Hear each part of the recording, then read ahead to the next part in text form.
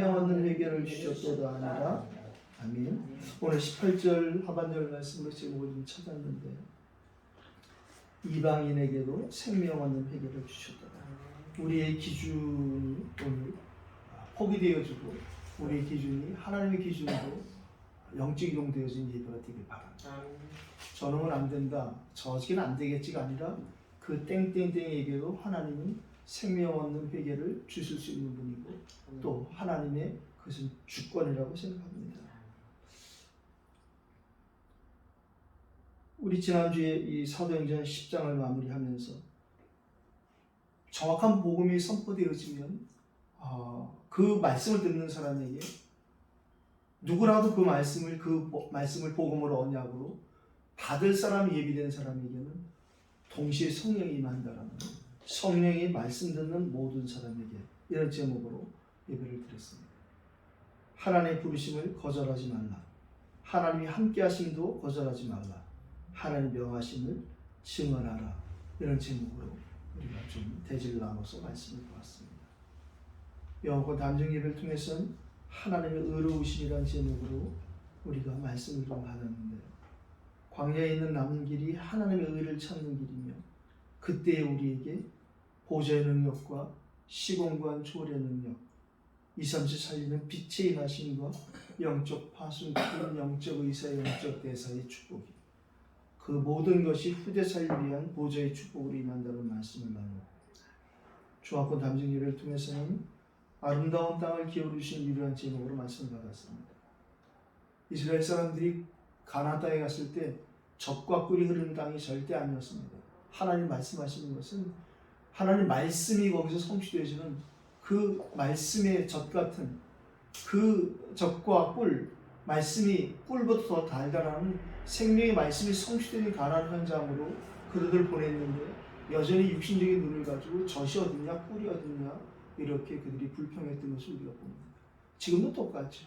이 성경을 가지고 자기 마음대로 성경에 절대 그렇게 풀다가는 망한다고까지 경고했는데도 불구하고 이 말씀을 결국엔 복음이 정리가 안 되고 복음을 왜곡되고 자기 경험 체험을 가지고 이 하나님 말씀 가지고 복음을 가로막는 사람들이 너무도 많은 이 시대에 우리에게 복음을 전하기 이전에 먼저 복음을 깨달을 수 있는 은혜를 주시고, 이 복음 자체이신 그리스도께서 우리의 구주가 되심으로 성경의 원저자인 성령이 우리 안에 영원히 항상 함께 하시면서 어떤 말씀을 들어도 어떤 말씀을 읽어도 하나님께서 원하시는 말씀, 깨달아지는 말씀, 단순히 우리에게 은혜로 머물지 않고 우리가 있는 그 현장, 곧 하나님 보내신 현장에서 하나님 그 말씀을 성취하시는 언약의 메시지를 받으신 사람이 된 것은 너무도 감사한 일입니다.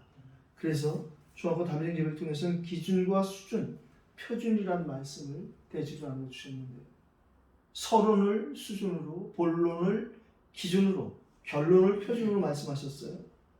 사람 중심에서 언약 중심으로 중심 이동이 되어야 되는, 물질 중심에서 사람을 살리는 방주의 중심, 물질을 주신 이유, 물질을 가져야 될 이유가 사람 살려야 될 이유가 되지 않으면 그 물질이 그 사람 망하게 합니다. 그 물질이 그 사람만 망하게 하는 것이 아니라 그 사람 주위의 모든 사람을 다 망가뜨리는 것이죠. 결국엔 자리 명예 중심이 아니라 하나님이 성취하실 그 세계복음 하나는 새 언약 중심으로 바뀌지 않으면 이사를 백날 가도 소용이 없다는 거죠. 아브라함에게 이사가라고 말한 그 말을 이해하지 못해서 계속 아브라함이 헤매던 것을 우리가 지금 목요일을 통해서 점검해 나가고 있습니다. 그래서 나만이라도 이 하나님의 기준에 우리가 좀 맞출 수 있는 기도를 가고 있고요. 그리고 본론에서 수준을 말씀하셨는데, 영어권 담정 예배에서 말씀하셨던 5가지의 그 부분을, 5가지 응답을, 5가지 능력을 5가지 기도의 배경이 되도록 하라, 이렇게 말씀하셨어요. 그리고 7가지 흐름을 업에 적용시켜야 되고, 우리의 과거, 현재, 미래를 애국과 광야와 열방으로 연결시켜서 말씀 주셨습니다. 결론 부분은 표준에 대해서 말씀하셨는데, 그렇다면 우리의 표준은 매일 기도가 우리의 표준이 되어야 된다. 말씀을 묵상하는 것이 우리의 표준이 되어야 된다. 하나님의 아름다운 땅을 예비해 놓으셨다는 이 부분이 우리에게 표준이 되어야 된다. 어제 우리 산업성경을 통해서 또 많은 메시지를 받았는데 크게는 어제 마지막 세 가지 말씀드렸습니다. 고요하냐, 평안하냐, 감사하냐. 고요 플러스 평안이 감사라면 감사가 되고 있는 사람 속에는 반드시 평안과 고요가 있을 것이고 점검되어야 될 것입니다. 시대를 보느냐, 그 문제와 위기를 기회를 보느냐, 미래를 보고 있느냐, 이 부분이 이제 산업인들을 향하신 하나님의 계획. 이 이태원에서 하나님이 저희들이 기도를 통해서 만남을 통해서 찾게 하실 이태원 현장의 산업인들의 그런 중요한 잣대가 되는 말씀이라고 합니다. 이 시대가 지금 어떤 시대인지를 우리가 봐야 됩니다.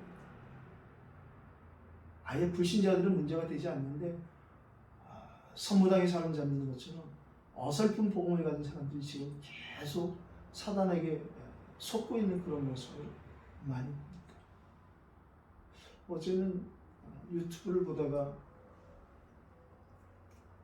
시인과 촌작이라는 듀엣으로 활동하던 하덕규 목사님 전조엄누리교회 간증을 잠깐 보게 되었는데 하나님 모르고 음악으로 세상을 살려보겠다 하는 미대 다니던 이 청년이 세상 가수같이 이름 내는 거 싫어서 언더그라운드 가수로 살았죠. 그래서 자기 노래로 이 세상이 아름답게 변화될 수 있을 거라는 생각을 했는데 우리 식 정나라하게 표현하면 귀신 들렸죠. 그래서 이제 술, 담배는 물론이거나 약물에 쪄들어서 머리는 자기 말로 5일째 안 감고 교회 갔다 오더라고요. 마지막에 이제는 내가 죽겠구나 이제 여기까지 왔는데 누나가 그렇게 교회 나오라고 우리 교회 오라고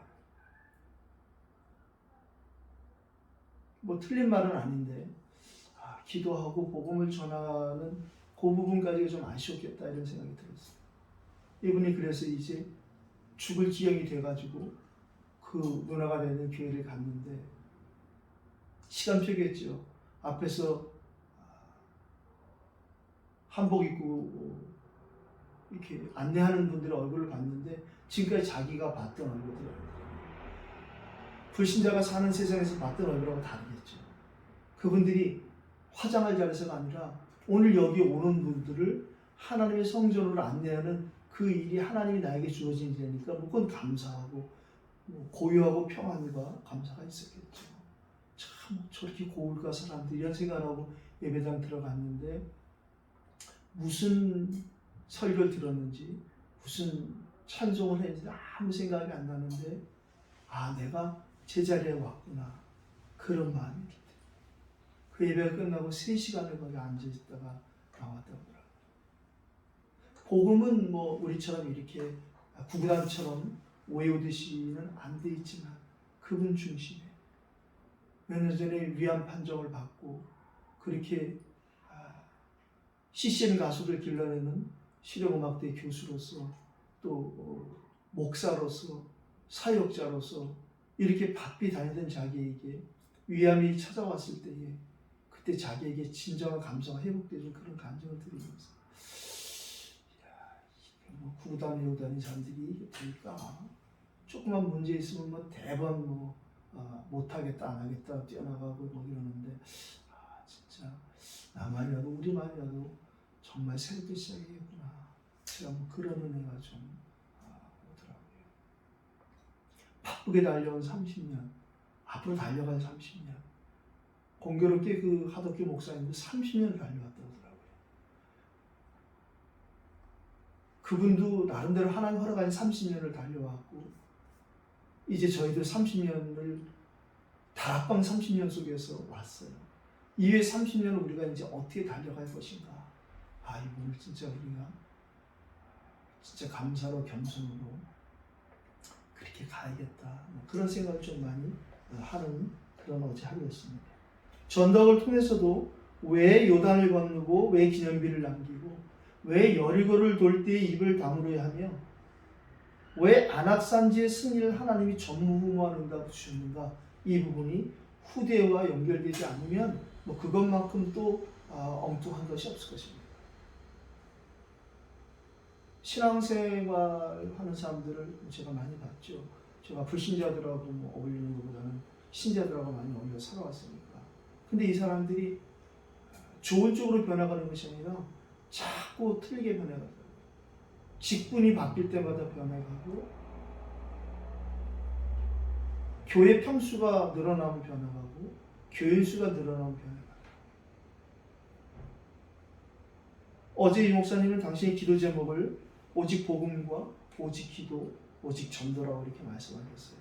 이 네 글자를 우리가 못 읽는 사람이 없을 것입니다. 그러나 그분의 중심의 오직과 우리의 중심의 오직의 거리가 너무 멀다는 것은 제가 30년 전 메시지를 정리하면서 참 이래서 안 되는구나, 이래서 안 됐구나, 나를 포함한 모든 사람들이 그런 이유를 깨닫게 되었습니다. 다시 말하면 처음부터 유 목사님은 오직 선교라는 것을 베이스에 깔아놓고 오직 복음, 오직 기도, 오직 전도했거든요. 근데 우리는 그렇지 않고 지금도 허다한 사람들이 오직 복음, 오직 기도, 오직 전도가 자기 유익을 위해서, 하드크 목사님이 그 말씀하더라고요. 자기가 위험 판정을 받고 하나님 앞에 기도하는데 하나님의 은혜가 내가 하나님을 바라본 것이 아니라 하나님이 주신 것들만 바라봤고 하나님 주신 것들이 내가 너무 마음을 뺏겼구나. 우리에게 주신 복음이 그거잖아요. 하나님 자체가 우리 안에 오셨어요. 하나님이 우리에게 선물을 찔끔찔끔 주시는 것이 아니라 하나님 자체가 우리에게 선물 오셨다는 것이, 그게 그리스도의 복음을 가진 저희들의 가장 기본적인 자세라고 생각합니다. 이론에 머물지 않는, 다른 기존 교단을 자꾸 안 그러지만 목사님들도 자꾸 깔라고 되더라고요. 까고 자기가 먹던 우물인데 거기 자꾸 침을 뱉으려고 그러고, 그리고 또 이 다락방의 사람들이 자꾸만 기존 교인들의 약한 점을 비웃으려고 그러는데, 우리가 복음이 복음되면 달라지는 것이 뭐냐? 상대의 단점보다도 장점을 보여줍니다. 우리에게 없는 것을 우리가 그분들에게서 그걸 보고 배워야 되거든요. 그래 저분들도 자기에게 없는 우리 거를 배울 수 있는 하나님의 그 흐름이 그런 것인데, 계속 저들은 우리를 이단이라고 그러고 딱 잘라버리고, 우리마저도 복음도 안 된 것들이 이 사단이 원하는 통로가 딱 단절되는 거예요. 저만이라도 그러면 안 되겠다. 제가 근래에 그런 은혜를 많이 받습니다. 이태원 와서 제가 받는 은혜가 뭐냐? 나만이라도 정말 그러지 말아야겠다. 나만이라도 뭘 해야겠다가 아니라 나만이라도 그러지 말아야겠구나. 나만이라도 그러지 말아야지. 그러면 나와 함께하는 사람들이 우리만도 그렇게 안 되겠지. 그런 희망을 가지고 오늘도 왔습니다. 오직 선교라는 이 바탕을 깔고 출발한 유 목사 한 번도 그런 말 한 적 없어요. 근데 제가 볼 때는 저분은 30년 전부터 선교를 깔고 간 거예요. 근데 우리는 자꾸만 선교는 선교서 해야 된다고 생각을 하는 거죠. 저도 선교 나가서 철들었다니까요. 이곳이 선교지기 때문에 우리는 하나님은 이런 은혜를 주시고 사는 것입니다. 여기서 우리가 하는 것은 선교지에서 복음을 깨닫게 하시는 것이고, 선교지에서 우리 기도하게 하시는 건데, 우리가 만일 그렇지 못하다면 또 허공을 치는, 울리는 꽹과리 같은 그런 상황이 될 것이라고 저는 생각합니다. 그래서 하나님이 코로나를 통해서 지금, 만약 코로나가 아니었다면 우리가 모일 수도 없었지만, 코로나 때는 제가 여기 올 수도 없었죠. 어제도 이 최학기라는 그 57년생, 그분하고도 그런 얘기했는데, 코로나가 아니었다면 내가 집사님 만날 수 없었다. 그랬더니 쭉 듣더니 그러네요 그러더라고요. 그럼 코로나뿐이겠어요? 모든 것이 다 그 안에 다윗이 고백한 것처럼 하나님의 이유가 있다는 말이죠. 어제 목사님이 핵심에서 서론 얘기하고 끝내더니 오늘 제가 서론이 길어지는데, 어제 핵심에서 몇 개월 뒤에 있을 WRC를 미리 준비하라. 그럼 이제 저희는 그 말을 아멘을 하나라도 받으면 되는 거예요. 그래서 우리가 개인적으로 기도할 때 WRC를 위해 기도하는 사람은 그 WRC 기도하는 거기에 하나님 예비하신 응답이 있을 것이고, 근데 거의 대부분 흘려버리거든요. WRC를 위해서 기도하자 그러면 하면 되는 거죠. 다음 주에 대표 기도하실 이기수 권사님은 꼭 WRC를 위해서 기도해 주시기 바랍니다. WRC. 오늘 우리가 말씀 받고 기도하는 거예요. 후대를 위해서 요단을 가리시고 여리고를 무너뜨리고 이 전무후무한 응답을 주신 이유가 결국엔 우리를 통해서 또 다른 그 후대들을 세우겠다는 그 말씀인데, 그래서 요단을 건너온 후에 돌을 꺼내다 기념비를 세우라. 홍해 걷는 것을 체험하지 못한 그들에게 요단을 가르신 그 하나님을 통해서 홍해를 건너게 하신 하나님의 그 계획을 보게 하시는, 결국엔 후대를 위한, 그다음 우리가 후대를 위해서 많은 거 못해도 올해 2021년도에 온라인을 하든 오프라인을 하든 월드 렘넌트 컨퍼런스라는 그 WRC를 위해서 우리가 기도한다면 뭐 그것만큼 더 축복된 일이 없죠. 하나님 우리에게 많은 것을 원하지 않는 거예요. 네. 하나님 많은 걸 다 잘한 사람을 원하지 않는다는 거예요. 뭐 개차반이고 성질 들어오도 하나님이 한 가지 그 중심 보고 하나님이 일하시고 사용하신다고 봅니다. 방법 말고 기초로 편안하게 천천히 기도하면서 호흡하라고 어제 호흡을 말씀하셨어요. 뭐 호흡 안 하는 사람 없죠. 그런데 이제 정말 호흡을 위해서 우리가 기도해야 되고, 저도 뭐 근래에 또 박시영 원사가 기타에 갔다 와서 기타로 찬양을 이렇게 하다 보니까 호흡이 많이 짧아졌구나, 그런 걸 좀 느낄 수 있어요. 어제 김 목사님 전화도 하고 문자도 하셨는데 8시 40분에 들어오셨다는 거예요. 운동을 하고 들어오니까 40분이 됐는데 줌을 들어가니까 줌 연결이 안 되더라고요. 혹시 뭘 바꿨느냐 나한테.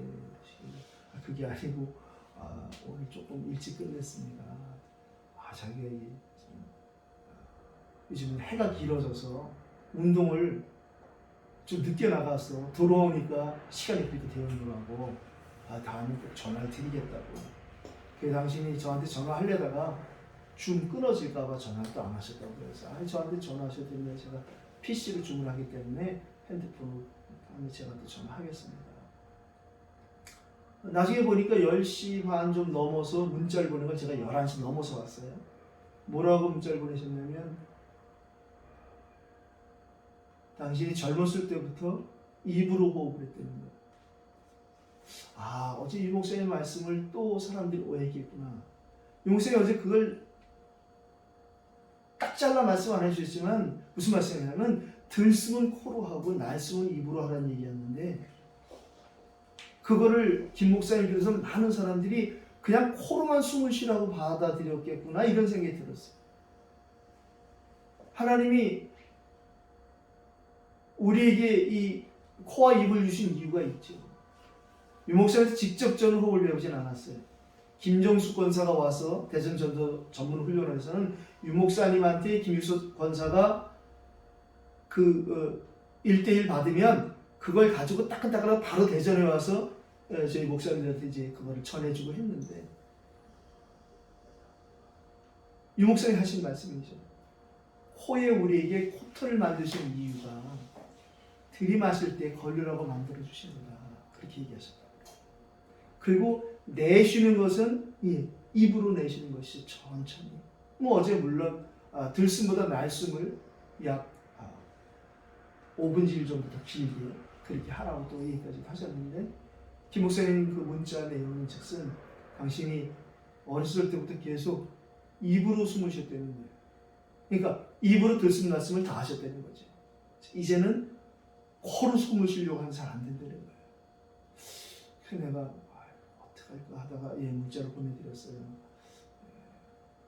제 기억으로는 코로는 들숨을 하고 입으로 날숨을 하는, 그렇게 들은 기억이 있다는 목사님이 간접적으로 이렇게 말씀하시기를, 그런데 뭐 어떻게 또 전달되는지 모르겠어요. 그러나 그분이 어제 이제 핵심 받으면서 가지고 지금 굉장히 육신적으로 많이 힘든 상황, 그 힘든 원인을 또 그렇게 당신이 입으로 숨을 쉬었기 때문에 이 모든 것이 왔다라고 또 이렇게 얘기하시더라고요. 그래서 뭐 어쨌든 그렇게 하면 또 치유되시는 시작도 되겠다, 이런 생각을 해봤습니다. 어제는 뭐 구체적으로 이 목사님의 들숨하면서 하는 기도 제목과 날숨하는 기도 제목, 이것도 뭐 한 10년 전에 이미 프린트해서 다락방에 다 돌아다녔거든요. 이 목사님이 이 대전점도 훈련원에서 이렇게 간접적으로 한 거, 김종숙 권사가 한 거를 A4 용지 해가지고 다 돌았거든요. 근데 안 하니까 또 말씀하셨겠다 이런 생각이 들었어요. 오늘 서로는 지난주 결론으로 정리했습니다. 성령이 우리에게 임하시는 방법은 복음이 아니고는 안 된다. 다시 말하면 예수 그리스도 그분이 구주가 되는 것이 믿어지고 인정되어질 때에 그때 성령이 우리에게 오시는 거예요. 이방인도 상관없고 키가 조그만 데 상관없고 승질이 나빠도 상관없다는 거예요. 그래서 하나님은 나를 통해서 우리를 만들어 나가시는 것이거든요. 그래서 임마누엘 번져간즉 하나님이 우리와 함께 하십니다. 가로되 주 예수를 믿으라 그리하면 너와 내 집이 구원 얻으리라. 하나님은 나를 사랑하시지만 나를 통해서 우리를 살리길 원하시는 것이죠. 오늘 본론은 소제목을 잡아봤어요. 237의 방향 맞으면 모든 것이 따라오는 응답이 된다. 결국에는 하나님 주신 방향이 맞냐? 하나님이 맞춰주신 나와 237의 방향에 그 하나님의 인도하심을 내가 인정하느냐 이 부분입니다. 첫 번째입니다. 이방인들도 하나님의 말씀을 받았다. 이 1절에 있는 유대에 있는 사도들과 형제들이 이 놀라운 축복의 말씀을 듣고 반응을 보이기를 어떻게 그럴 수 있냐는 것이죠. 아니 베드로 네가 어떻게 할례자로서 무할례의 집에 들어가 밥을 같이 먹느냐. 마음의 할례를 받으라 하신 그 여호와 하나님의 말씀을 깡그리 무시해버리는 거죠. 육신의 할례. 그러니까 이 사람들이 결국에는 지난 우리가 금요일날 본 것처럼 육신적인 제한의 아브라함의 후손이니까 그 육신의 아브라함의 후손의 응답만 받는 것이죠. 뭐 지금 이스라엘 사람들도 그렇다고 봅니다. 그들이 경제적으로 많은 응답을 받고 이런저런 것이 있지만 그것이 결국에는 육신적인 아브라함의 후손의 응답만 받는 것이죠. 그들이 결국에 또다시 정신을 못 차리면 또다시 옛날의 그 어려움은 반복될 것은 자명합니다. 그럼에도 불구하고 한국교회에서 쉐마 교육법이라고 해서 유대인 교육법을 교회 내에서 가르치는 걸 보면서 제가 안타깝다 그런 생각이 듭니다. 공부 다 잘하게 하나님이 하시겠습니까? 유대인 교육법을 참고할 수는 있지만 그래서 교회에서 뭐 바깥에 간판까지 걸어놓고 그것으로 교회에 부흥시키는 전도의 방법으로 도구로 하는 것은 참 옳지 않다는 생각을 해봤습니다. 할례자들의 비난이 그 이유가 단 것이 아니라 바로 율법의 오해에서 비롯된 것입니다. 뭐 우리가 지금 계속 율법과 복음에 대해서 또 조금씩 정리해 확인하고 또 점검하고 있습니다. 율법은 결국에는 복음을 복음되게 하는 그런 보조의 역할이죠. 율법이 없으면 우리가 왜 복음이 필요한지 깨닫지 못하기 때문에. 그런데 불구하고 이 주신 하나님의 말씀을 율법으로만 끌고 가는, 다시 말하면 율법은 나를 향하신 하나님의 찔림인데 자꾸 이거가 다른 사람을 찔리고 다른 사람을 친단 말이죠. 말씀 갖고 다른 사람을 친다면 그 사람은 묘하게도 사단에게 속는 거예요. 사단이 말씀을 가지고 예수님에게도 장난을 쳤는데 우리에게 장난을 못 칠 수가 없죠. 그게 하나님 말씀, 이거 사람을 살리라고 준 이 말씀을 가지고 이 말씀을 먼저 받은 이 사람들이 오늘 다른 사람도 아니고 자기 동역자인 베드로에게 어떻게 네가 그런 짓을 할 수 있느냐 이렇게 묻는 것이죠. 베드로가 거기에 대해서 변명하거나 화내거나 그런 것이 아니라 사실은 하나님께서 내게 이렇게 하셨다. 하나님께서 거룩하게 하셨다. 하나님이 구별하셨다. 하나님이 깨끗하게 하신 것을 내가 쑥되다 하지 말라 하신 그 은혜를 내가 받았다는 그 얘기를 하는 것이죠. 요한복음 19장 30절에 그 말씀을 다 읽었다 그 말이에요. 이 목사님이 아주 센 비유를 했잖아요. 복음이 있는 장녀가 낫겠느냐, 복음 없는 수녀가 낫겠느냐. 그 얘기는 뭐 수녀를 비하자는 얘기는 아니잖아요. 복음이 있다면, 복음 받는다면, 다시 말하면 복음 받을 사람이면 그 사람이 지금 중이라도 상관없고 무당이라도 상관없다는 거예요. 그런데 진짜 하나님이 예비한 사람은 은혜를 받으면 받을수록 점점 익은 벼가 고개 숙이듯이 겸손해지고 낮아집니다. 기다릴 줄 알죠. 기도가 기다리는 것입니다. 어저께 이 목사님이 계속 얘기한 것이 뭐 어제만이 아니라 계속 얘기하셨는데 고요함 가운데 평안함 가운데 정말 감사가 되어지는 기도 뭐 이런 부분 얘기하시죠. 우리가 기도해야 하나님의 계획을 알 수 있는 것입니다. 베드로는 그 간증을 하는 거예요. 내가 기도하는데 그것도 지난주에 살핀 것처럼 그 빈 시간 짧은 시간에 놀면 뭐하나 밥 차려오는 그 시간에 기다리다 기도했단 말이죠. 어찌 보면 기도하다 큰 응답 받은 사람이에요. 기도하는 그 순간에 하나님은 당신의 계획을 알게 하시는 성령의 역사가 일어나는 것입니다. 그리고 하나님의 그 계획은 우리가 그냥 한번 스쳐보는 것이 아니라 왜 하나님이 저런 계획을 내게 알게 하실까를 주목하여 바라보는 것입니다. 반복해서 계속 말씀하시는 그 이유를 우리가 알아야겠죠. 지금도 이 목사님이 30년을 계속 반복해 말하고, 근데 이 반복해 말을 심부름하는 그 내용을 자꾸 자기 기준대로 자기가 듣고 싶은 대로만 들으니까 이 목사님은 뭐 난 좋다. 여러분들이 그렇게 못 깨달으니 나는 맨날 또 같은 말 하셔서 너무 좋다는 것이죠. 바울이 그런 말 했어요. 내가 같은 말 하는 것이 너희에게 안전하고 내게는 수고함이 덜한다. 뭐 이런 얘기도 했어요. 물론 우리가 복음은 계속 들어야 되죠. 그러나 내 잣대로 내 기준으로 내 마음대로 듣는 이런 부분을 우리가 좀 갱신할 필요가 있다. 뭐 그런 생각이 들고요. 뭐 그런 것 때문에 또 우리가 훈련을 받는 것이라고 생각합니다. 세 번째 10절로 16절도 우리가 읽었는데요. 성령께서 무엇을 명하셨느냐? 결국에는 부활하셔서 그리스도께서 부활 메시지 주신 것처럼 우리에게 주신 이 말씀이 바운다리가 땅끝이고 모든 민족이고 만민이라는 거예요. 오늘 10절로 11절도 읽었는데요. 이런 일이 세 번 있은 후에 모든 것이 다시 하늘로 끌려 올라가더라. 마침 세 사람이 내가 유숙한 집 앞에 서 있으니 가이사랴에서 내게로 보낸 사람이다.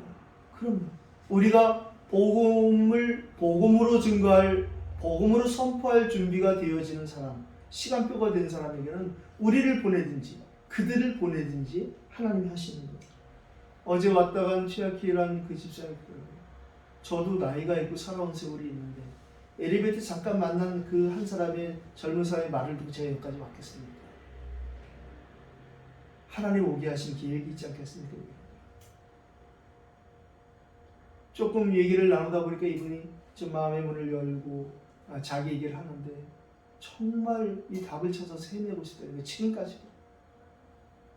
그래서 지금 뭐 어느 목사님, 여자 목사님 설교 드리는 뭐 이름을 제가 뭐 특별히 기억하고 싶지 않은지 기억이 안 나는데 그 소천하신 목사님인데 여자 목사님.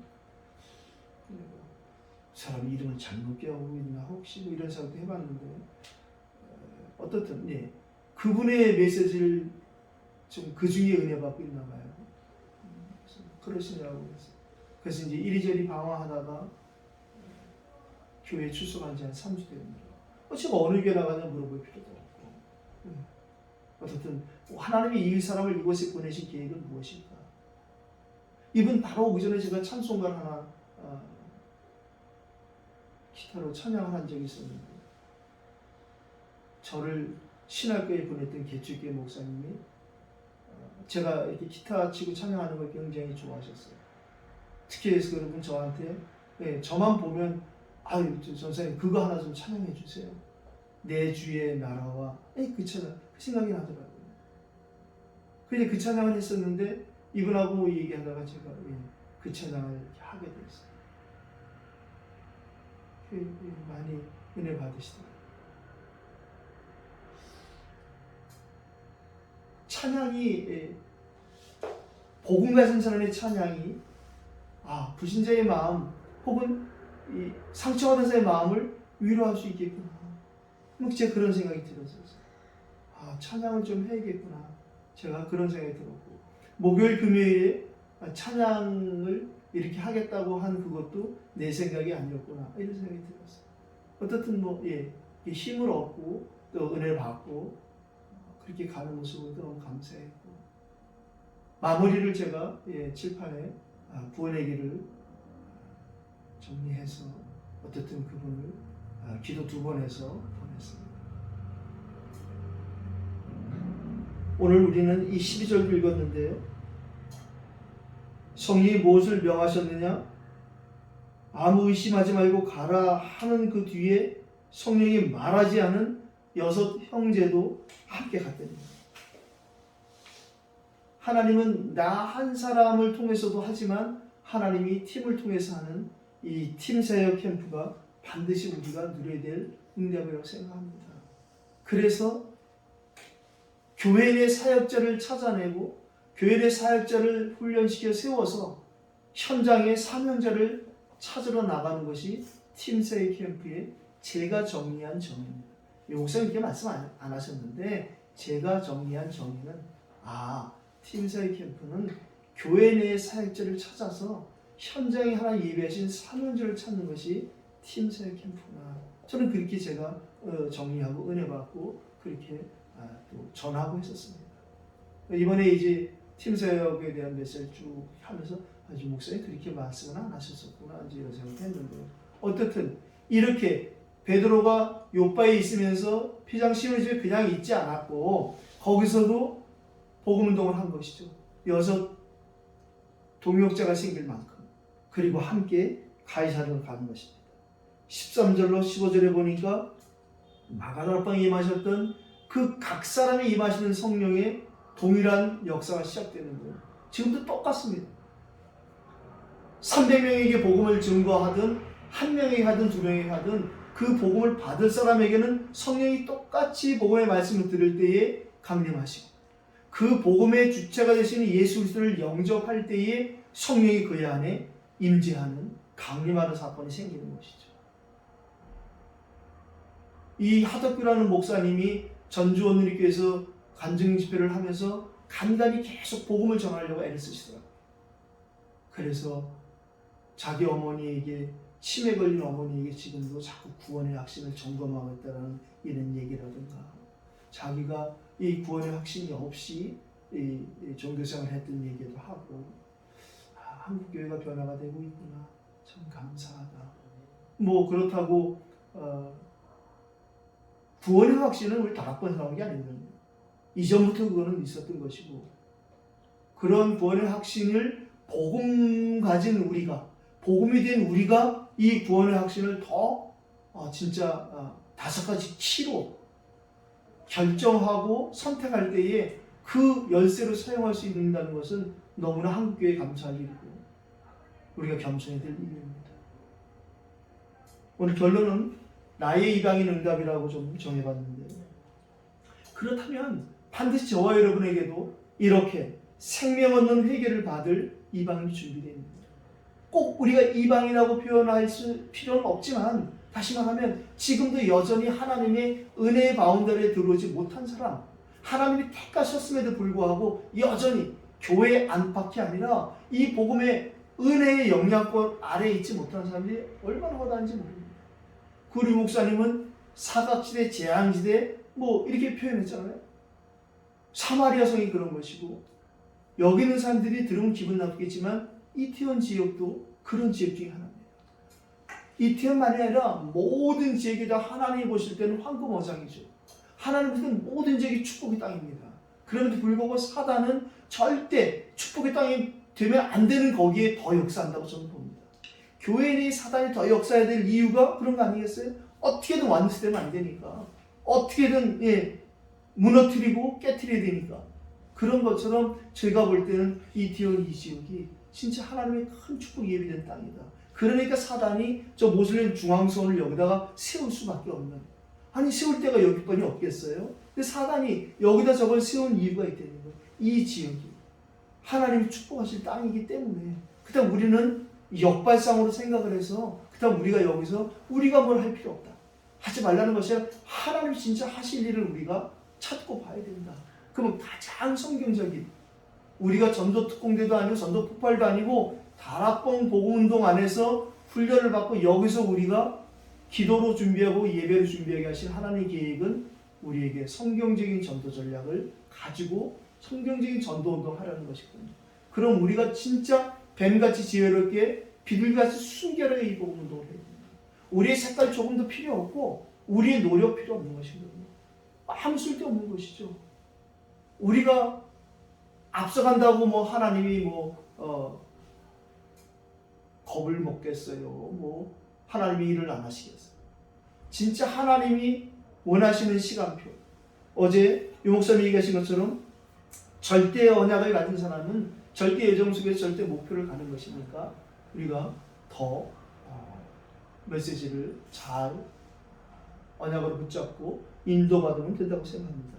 오늘도 우리가 또 영어권 담임 예배와 중화권 담임 예배를 드릴 것입니다.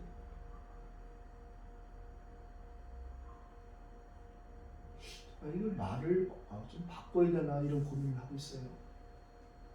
그냥 1부 예배, 2부 예배 이렇게 말을 바꿔야 된다. 내가 내 고집을 이루는 건가 이런 생각을 하고 있긴 하는데 몇 가지 좀 고민하고 있는 게 있습니다. 수요일 줌 포럼과 토요일 줌 포럼도 지금 이것을 뭔가 좀 갱신을 해야 되는데 포맷을 어떻게 바꿀까? 일단 중지를 할까? 아니면 형태를 좀 바꿀까? 이런 거 고민하고 있고요. 지금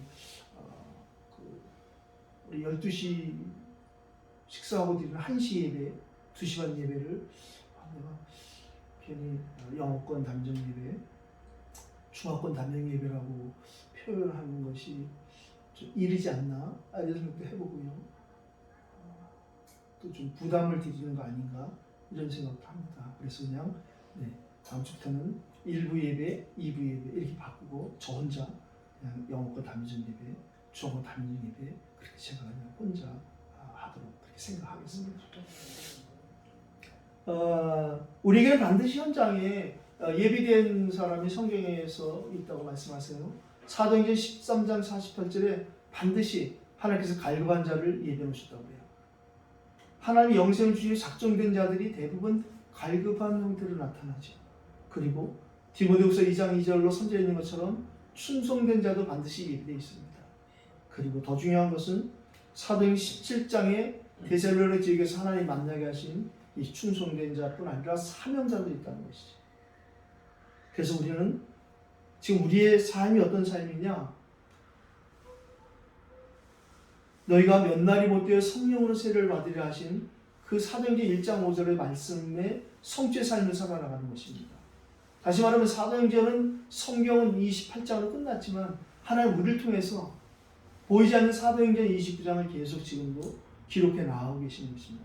그래서 우리는 사도행전적인 삶, 사도행전 29장의 삶을 살아가고 있다. 이런 부분을 우리가 좀 체험하는 새로운 시간 되길 바라고요. 예수를 주와 그리스도로 믿을 때만 주시는 하나님의 선물이 이방인 응답이라고 저는 생각합니다. 베드로가 그렇게 준비되었기 때문에 하나님은 피장시몬이지를 보내고 그곳에서 기도하게 하시고 고넬료를 만나게 하시는 것이죠. 따라서 우리에게 주시고 맡기신 이 복음이 그냥 구원을 얻는 것을 끝나길 원하지 않으시고 복음이 확립되기를 원하시는 거예요. 그래서 우리가 복음이 확립되는 제자가 되어질 때 또 복음의 확립이 필요한 사람들을 만나게 하실 것이고 수많은 이 로마 백부장 중에 고넬료를 만나게 하신 하나님의 계획은 로마 복음화와 무관치 않다고 생각합니다. 수많은 지역 중에서 우리가 오늘도 이 이태원 이 지역에서 예배드리게 하신 하나님의 계획, 그 계획이 생각 속에 찾아지지 않고 기도 속에 찾아지는 새로운 시작이 되기를 예수 그리스도 이름으로 축원합니다. 기도하십시오. 오늘도 주신 말씀을 잡고 한번 같이 기도하십시오. 나에게 하나님 맡기신 그 이방인에게 생명 얻는 회개를 주신 그 이방인에게 나의 발걸음을 인도해 달라고 같이 한번 기도하십시다. 전능하신 하나님